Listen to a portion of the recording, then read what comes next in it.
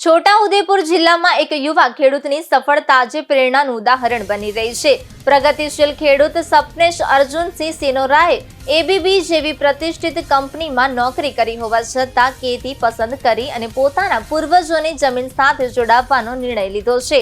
આધુનિક ખેતી પદ્ધતિ, ઓટોમેટિક સિંચાઈ અને યોગ્ય માવજતને કારણે તેઓ આજે ઉત્તમ ગુણવત્તાનું કેળું ઉત્પાદન કરી રહ્યા છે. તેમના ખેતરમાં 35 થી 40 કિલો વજન ધરાવતી કેળાની લૂમ તૈયાર થઈ રહી છે, જે રેકોર્ડ ઉત્પાદન દર્શાવે છે.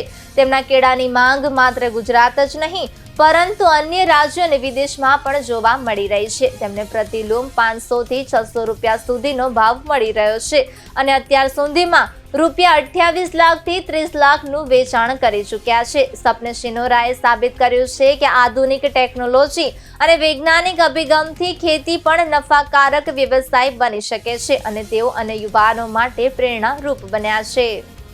વીએટી ન્યૂઝમાં આપનું હાર્દિક સ્વાગત છે. આજે આપણે આવી ગયા છે બોડેલી તાલુકાના જબુગામ ખાતે, જ્યાં એક ખેડૂત છે તે પ્રગતિશીલ છે, જે અગાઉ નોકરી કરતા હતા. ત્યાર પછી તેમને પોતાની એક પરમેડમ કાયમી નોકરી છોડીને પોતાનો વ્યવસાય ખેતી અપનાવ્યો છે અને ખેતીમાં તે લોકો નોકરી કરતા પણ સારું એવું ઉત્પાદન મેળવી રહ્યા છે. તે લોકો હાલમાં કેળાના ખેતી પર નિર્ધારિત છે અને આ વર્ષે કેળાના ભાવ આસમાન છોઈ રહ્યા છે. તે રીતે જો કેળાનું ગયા વર્ષે ખેડૂતોને બહુ વધારે માર પડ્યો હતો, 80 થી 100 રૂપિયા વચ્ચે ભાવ હતો, પરંતુ આ વર્ષે જે કેળાનો ભાવ છે તે આસમાનો છોઈ રહ્યા છે. તે રીતના કહી શકાય 600 થી 500 રૂપિયા વચ્ચેનું માર્કેટ ચાલે છે. અને હમણાં આ જે આપણે કેળાની વાડીમાં આવ્યા છે તે સપનેશભાઈ સિનોરા જે ખેડૂત છે તેમના આપણે વાડીમાં આવ્યા છે.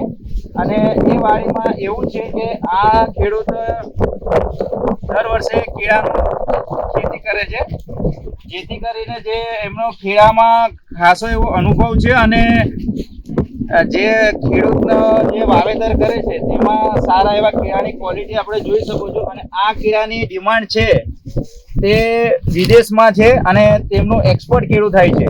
લોકલ માર્કેટમાં કેળું નથી વેચાતું. આ કેળું પંજાબ છે, હરિયાણા છે, દિલ્હી જેવા શહેરોમાં વેચાણ થાય છે અને સારી એવી ગુણવત્તા અને સારી એવી ક્વોલિટીથી કેળું થાય છે. તેમને આ વર્ષે હાલમાં અડધી વાડી જેવું કટિંગ થયું છે, તેમાં 35 લાખ જેવું ઉત્પાદન એમણે મેળવી ચૂક્યા છે અને હજુ પણ બીજા 20 થી 25 લાખનો માલ અંદર વાડીમાં છે. તો જે રીતના જે જોબ કરતા હતા અને તે રીતે જો 25-50 હજારની નોકરી કરી શકતા, તો આજે આ જે લેવલ છે તેમનું જે ટર્નઓવર છે તે અચીવ ના કરી શકતા. એટલે જે હું દરેક મિત્રોને કહેવા માંગુ છું કે ખેતી એ આપણો ખાનદાની પેશો બી બનાવી શકાય છે. જો યોગ્ય રીતે માવજત કરવામાં આવે તો સારું એવું ઉત્પાદન પણ મળી શકે છે. આ એમના ફાર્મમાં 10 લાખ રૂપિયાનો ખર્ચો છે, તેમની સામે એમને 40 થી 45 લાખ રૂપિયાનું ઉત્પાદન મળેલ છે. તો આપણે એમના એક ભાઈ છે તેમની સાથે વાત કરીશું કે પ્રદીપભાઈ, કેટલું આપણું વજન ઉતરે છે કેળામાં અને કેટલું કટિંગ થઈ ગયું છે? આપણે બધું પતી ગયું, 50% પતી ગયું છે. અને અંદાજિત કેટલા રૂપિયાની આપણે વેચાણ થઈ ગયું છે?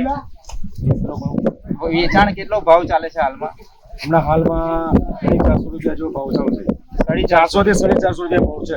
અને આપણે જોવા જઈએ પ્રદીપભાઈ, તો કેટલા રૂપિયાનું તમે અમને કટિંગ કરી નાખ્યું છે? મતલબ લાખ રૂપિયાની વાત કરીએ તો એટલે કેટલા લાખનું કટિંગ હજુ વેચાણ થઈ ગયું હશે વેપારીમાં?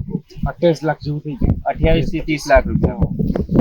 તો તમે જે રીતે આ ખેડૂતની વાત સાંભળી છે કે આ કટિંગને આટલો ભાવ સારી રીતે ગુણવત્તા મળ્યું છે અને વરસાદ પણ થોડો લેટ હોવાનું પણ થોડો ફાયદોજનક છે.